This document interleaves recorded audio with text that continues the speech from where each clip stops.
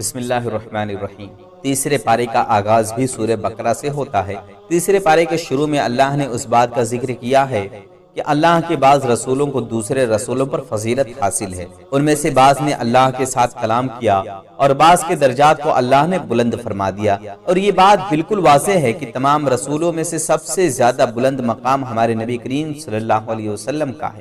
اس بارے میں آیت الکرسی ہے جو کہ قرآن مجید کی سب سے افضل آیت ہے۔ آیت الکرسی کی تلاوت کرنے والے کو اللہ تعالیٰ شیاطین کے حملوں سے محفوظ فرما لیتے ہیں۔ آیت الکرسی کے بعد اللہ تعالیٰ نے اس بات کا ذکر کیا کہ دین میں کوئی جبر نہیں۔ جو کوئی بھی طاغوت کا انکار کرتا اور اللہ پر ایمان لے کر آتا، وہ ایک مضبوط سہارے کو تھام لیتا ہے۔ تیسرے پارے میں اللہ تعالیٰ نے بہت سے اہم واقعات بھی بیان کیے ہیں۔ پہلا واقعہ جناب ابراہیم علیہ السلام کا دربار نمرود میں اس کے ساتھ اللہ کی ذات کے بارے میں مناظرانہ مکالمے کا ہے۔ جس وقت ابراہیم علیہ السلام دربار نمرود میں جا کر اللہ کی توحید کی تبلیغ کرتے ہیں تو ابراہیم علیہ السلام اللہ تعالیٰ کی ذات کے بارے میں کہتے ہیں، میرا پروردگار زندہ بھی کرتا ہے اور مارتا بھی ہے۔ جواب میں نمرود کہتا ہے، میں بھی مارتا ہوں اور زندہ کرتا ہوں۔ اس ظالم نے ایک مجرم کو آزاد کر دیا اور ایک بے گناہ کو موت کے گھاٹ اتار دیا۔ ابراہیم علیہ السلام اس کے مکر کو دیکھ کر کہتے ہیں کہ بے شک اللہ تعالیٰ سورج کو مشرق سے لے کر آتا ہے، پس تو اس کو مغرب سے لے کر آ۔ یہ بات سن کر نمرود کے لبوں پر چپ کی مہر لگ گئی، اس لیے کہ وہ جانتا تھا اس مطالبے کو پورا کرنا ناممکن ہے۔ اس بارے میں اللہ تعالیٰ نے حضرت عزیر کے اس واقعے کا بھی ذکر کیا ہے کہ وہ ایک اجڑی ہوئی بستی کے پاس سے گزرے اور کہا کہ یہ بستی کیوں کر دوبارہ زندہ ہوگی۔ اللہ تعالیٰ نے عزیر کو برسوں برس کے لیے سلا دیا اور پھر ان کو دوبارہ زندہ کر دیا۔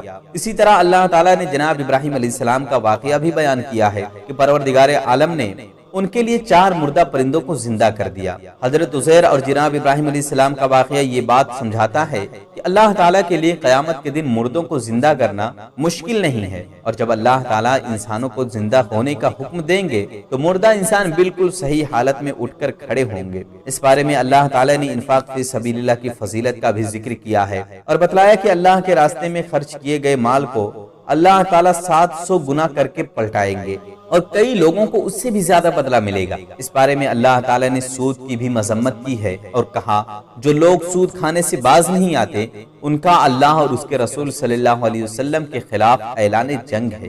سورہ بقرہ کے بعد سورہ آل عمران ہے۔ سورہ آل عمران کے شروع میں اللہ تعالیٰ نے اس بات کا ذکر کیا ہے کہ اللہ تعالیٰ نے قرآن مجید کو حق کے ساتھ نازل فرمایا جو کہ سابقہ کتابوں کی تصدیق کرتا ہے، اور اس سے قبل اس نے تورات اور انجیل کو نازل فرمایا تھا۔ اللہ تعالیٰ نے اس سورہ میں اس امر کا بھی ذکر کیا ہے کہ وہ رحم مادر میں انسانوں کو جس طرح چاہتا ہے صورت عطا فرما دیتا ہے۔ وہ بغیر رنگ، روشنی اور کینوس کے دھڑکتے ہوئے دل والا انسان بنا دیتا ہے۔ اللہ تعالیٰ نے اس سورت میں یہ بھی بتلایا کہ قرآن مجید میں 2 طرح کی آیات ہیں، ایک محکم اور دوسری متشابہ۔ فرمایا کہ محکم آیات کتاب اللہ کی اصل ہے اور متشابہات کی تعویل کا علم صرف اللہ کے پاس ہے۔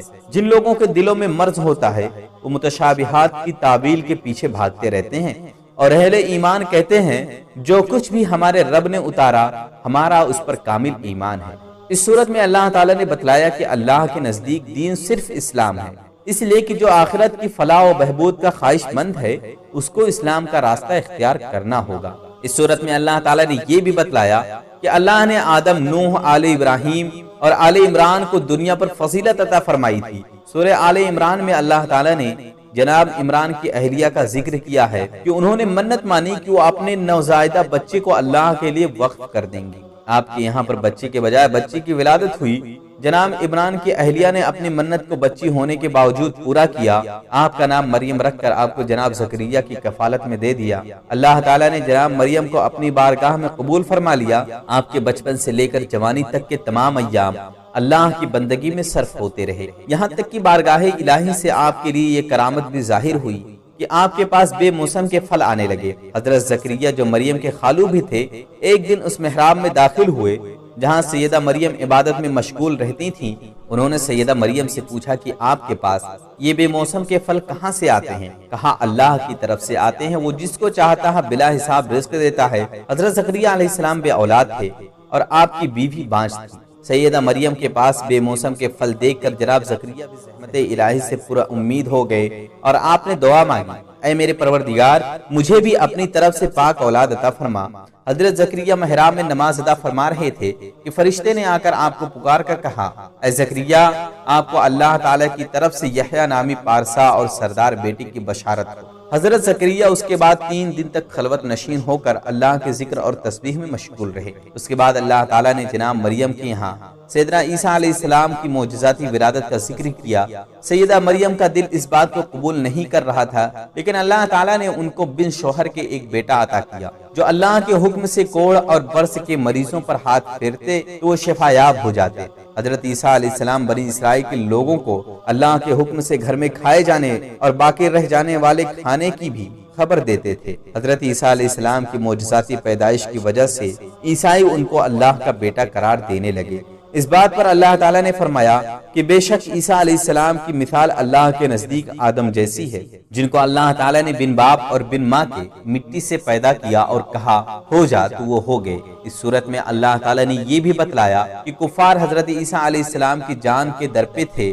اللہ نے حضرت عیسیٰ علیہ السلام کو بشارت دی کہ میں آپ کو زندہ اٹھا لوں گا اور کفار آپ کا بال بھی بیکا نہیں کر سکیں گے۔ اس صورت میں اللہ تعالیٰ نے عالم ارواح میں رسول اللہ صلی اللہ علیہ وسلم کے مقام کا بھی ذکر کیا ہے کہ عالم ارواح میں اللہ نے انبیاء کے روحوں سے اس بات کا عہد لیا تھا کہ اگر ان کی زندگی میں رسول اللہ صلی اللہ علیہ وسلم آ جائیں تو پھر ان پر ایمان لانا اور ان کی حمایت کرنا گروہ انبیاء پر لازم ہے۔ اس پارے کے آخر میں اللہ تعالیٰ نے اس بات کا بھی ذکر کیا کہ کفر پر مرنے والے اگر زمین کے مقدار کے برابر سونا بھی لے کر آئیں تو اللہ تعالیٰ اس سونے کے بدلے میں انہیں معاف نہیں کریں گے اور ان کے لیے دردناک عذاب ہوگا۔ اللہ تعالیٰ سے دعا ہے کہ اللہ تعالیٰ ہمیں قرآن مجید پڑھنے، سمجھنے اور اس پر عمل کرنے کی توفیق دے۔